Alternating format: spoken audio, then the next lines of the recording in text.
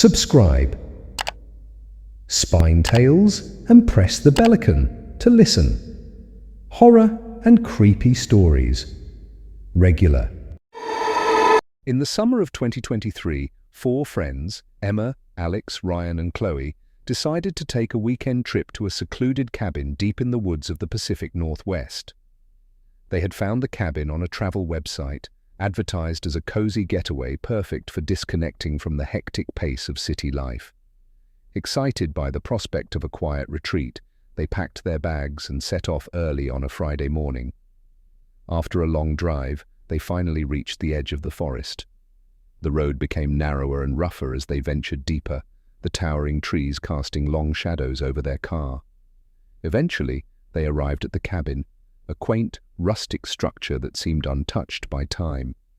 As they unpacked, the sun dipped below the horizon, and the forest was enveloped in darkness. That first night, they gathered around a roaring fire, roasting marshmallows and sharing ghost stories.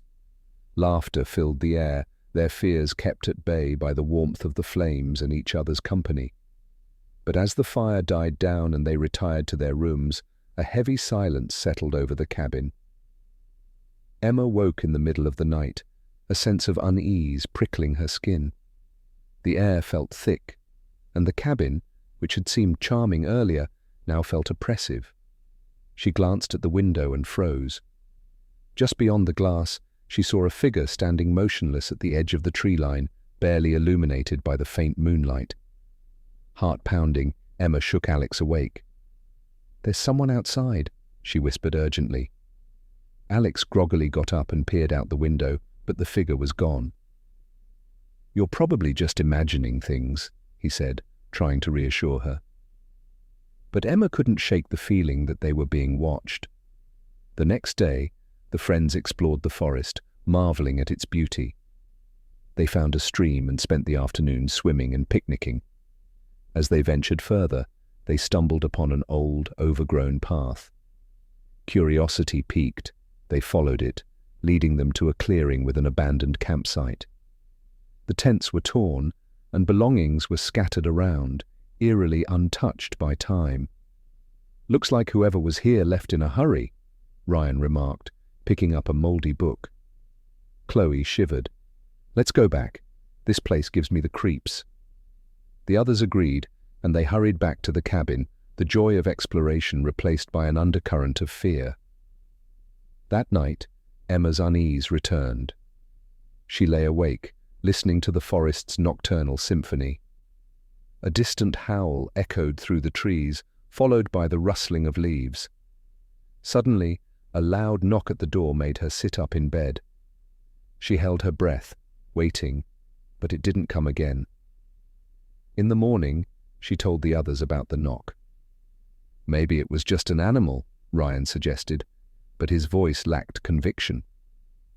They decided to stick together for the rest of the trip, uneasy about the strange occurrences. On their third day, they planned to hike to a nearby waterfall. As they prepared to leave, they noticed strange symbols carved into the trees surrounding the cabin. The symbols were crude and unfamiliar, and their presence sent a shiver down Chloe's spine. "I think we should leave," she said, her voice trembling. But Alex insisted they were just old markings, remnants of some long-forgotten tradition. Reluctantly, the others agreed to stay, though a sense of foreboding lingered. The hike to the waterfall was uneventful, and they spent the day swimming and lounging by the water. As they headed back to the cabin, the forest seemed to close in around them. The trees loomed taller, their branches intertwining like skeletal fingers. A heavy fog rolled in, obscuring their path. Emma's sense of direction faltered, and they found themselves lost. Panic set in as the daylight faded, and they stumbled through the forest, desperately trying to find their way back. The fog grew thicker, and strange whispers seemed to drift on the breeze.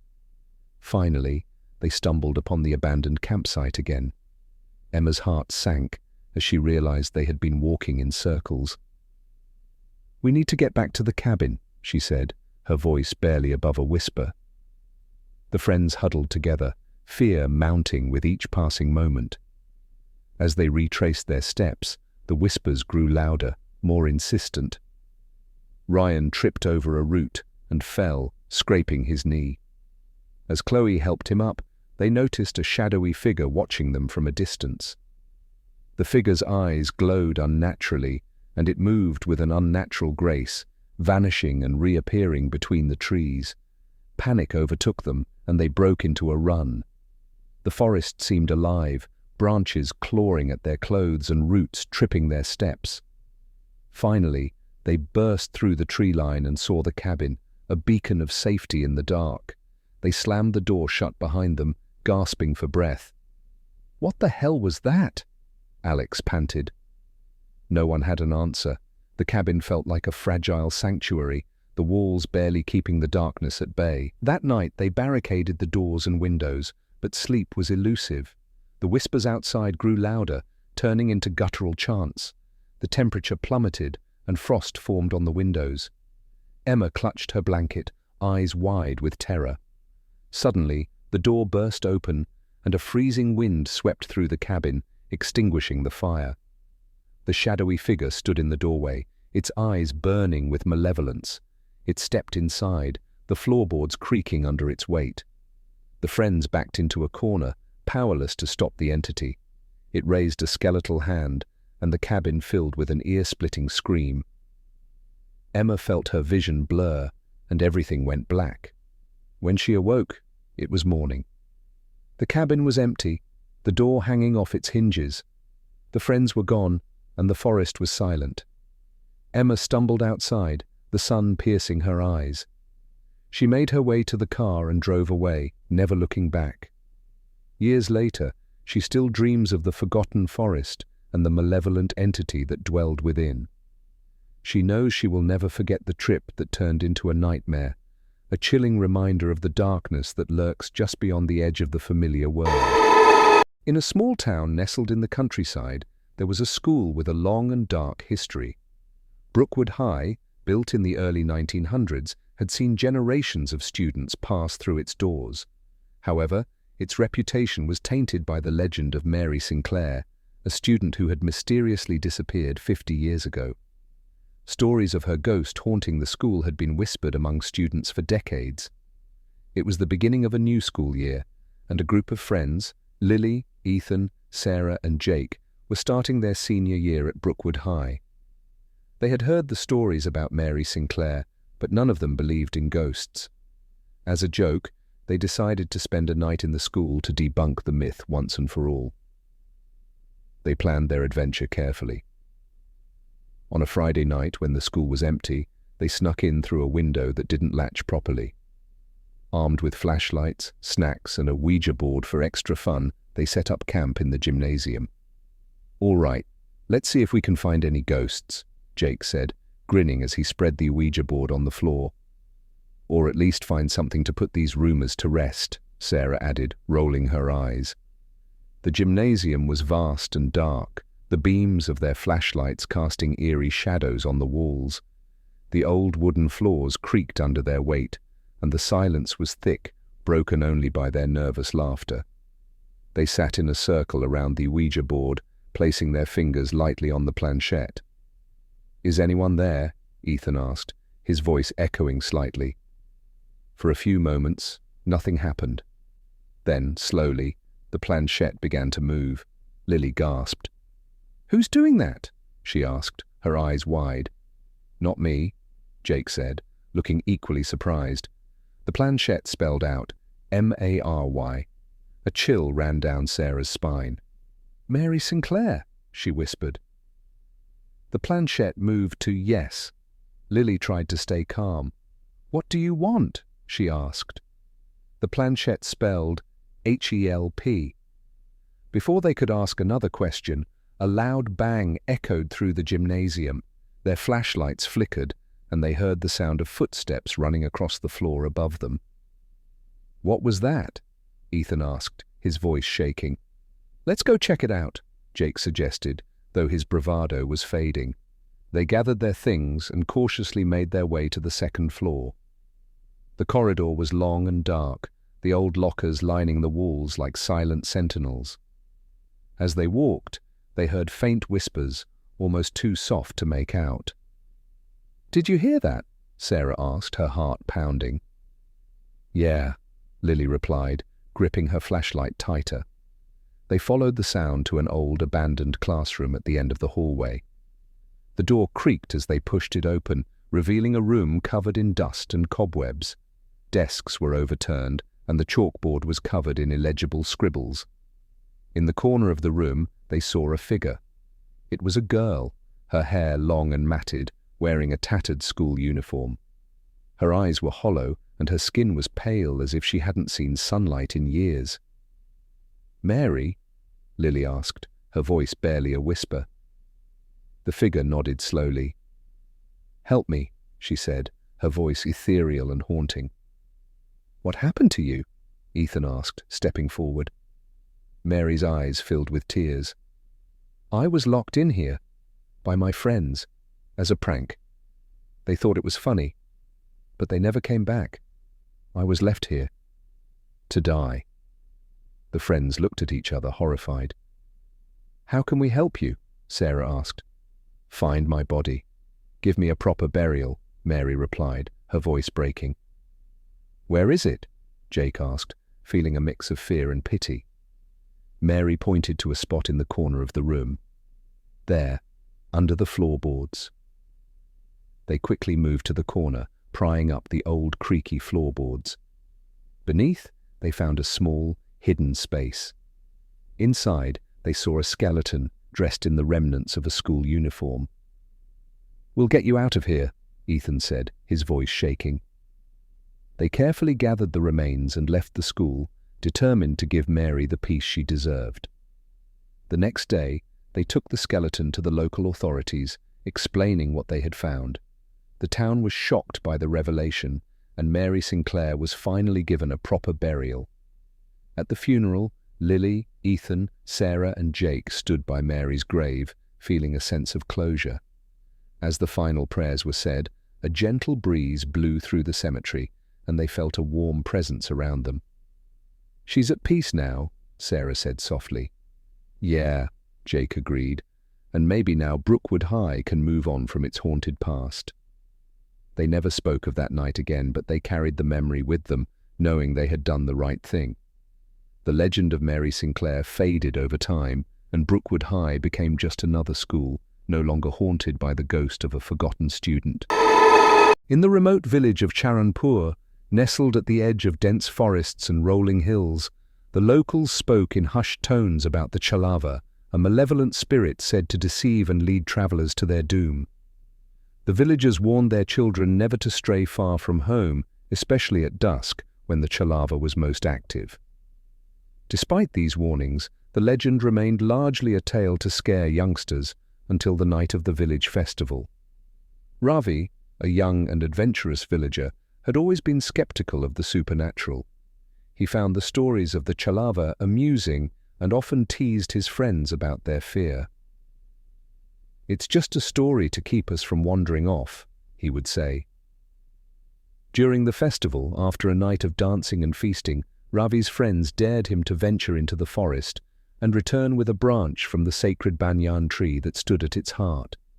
Fueled by bravado and a few too many cups of fermented drink, Ravi accepted the challenge. As he entered the forest, the sounds of the festival faded, replaced by the whisper of the wind through the trees and the occasional hoot of an owl. The deeper he went, the thicker the trees grew, their twisted branches creating a canopy that blotted out the moonlight. Ravi walked confidently, the path to the banyan tree familiar to him from childhood explorations. But soon, a thick fog began to roll in, obscuring the path. Unperturbed, Ravi pressed on, though the fog made it increasingly difficult to see. Suddenly, he heard a soft, melodic voice calling his name. "Ravi, Ravi." He stopped, puzzled. The voice was sweet and soothing, but unfamiliar. "Who's there?" he called out, but there was no response. He shrugged and continued, but the voice called out again, closer this time. "Ravi, come to me." Curiosity piqued, Ravi followed the voice, straying from the path. The fog grew denser, and soon he could barely see his own hands. The voice continued to guide him, leading him deeper into the forest. He came upon a clearing where the fog lifted slightly, revealing a woman standing in the moonlight. She was beautiful, with long flowing hair and eyes that seemed to glow in the dark. "Who are you?" Ravi asked, feeling a strange pull towards her. "I am here to help you, Ravi," she said, her voice like honey. "You are lost, but I can guide you to the banyan tree." Ravi hesitated. "How do you know where I'm going?" The woman smiled, a chill running down Ravi's spine despite her beauty. "I know many things. Trust me, and I will lead you safely." Against his better judgment, Ravi followed her. She glided through the forest effortlessly, never making a sound. Ravi struggled to keep up, his steps clumsy and loud in comparison. The path they took seemed unfamiliar, and doubt began to creep into his mind. Yet he couldn't shake the compulsion to follow her. After what felt like hours, they reached a small, hidden grove. In the center stood an ancient tree, but it was not the sacred banyan. Its gnarled branches twisted into grotesque shapes, and the air around it was thick with the scent of decay. "This is not the banyan tree," Ravi said, stepping back. The woman's demeanor changed instantly. Her smile vanished and her eyes darkened. "You doubt me," she hissed, her voice losing its sweetness. Ravi turned to run, but the fog thickened around him, and he tripped over a root. The woman advanced, her form shifting and becoming more monstrous with each step. Her fingers elongated into claws, and her eyes burned with a malevolent glow. "You cannot escape me, Ravi," she snarled. "I am the Chhalava." Panic surged through Ravi as he scrambled to his feet. He bolted through the forest, the Chhalava's laughter echoing around him. The trees seemed to close in, their branches clawing at his clothes and skin. He could hear her pursuing him, always just behind, her footsteps eerily silent. In his frantic flight, Ravi stumbled upon a familiar landmark, the small shrine of the forest deity. He remembered the villagers' tales of how the deity protected those who sought refuge in its sacred space. With a burst of speed, he dashed towards the shrine and collapsed in front of it, gasping for breath. The Chhalava halted at the edge of the shrine's light, unable to cross the sacred boundary. She shrieked in frustration, her form flickering between human and monstrous. "You cannot stay there forever," she warned, her voice a low growl. "I will have you, Ravi. I will have you." As dawn broke, the first rays of sunlight pierced the fog, and the Chhalava faded into the shadows. Ravi remained at the shrine, too terrified to move until the sun was fully up and the forest was bathed in daylight. Shaking, he made his way back to the village. When he arrived, his friends and family were gathered, their faces pale with worry. "Ravi, where have you been?" his mother cried, embracing him tightly. He told them everything, the voice, the woman, the Chhalava. The villagers listened in stunned silence. The elders, who had always believed in the legends, nodded solemnly. "The Chhalava is real," one of them said. "You are lucky to have escaped."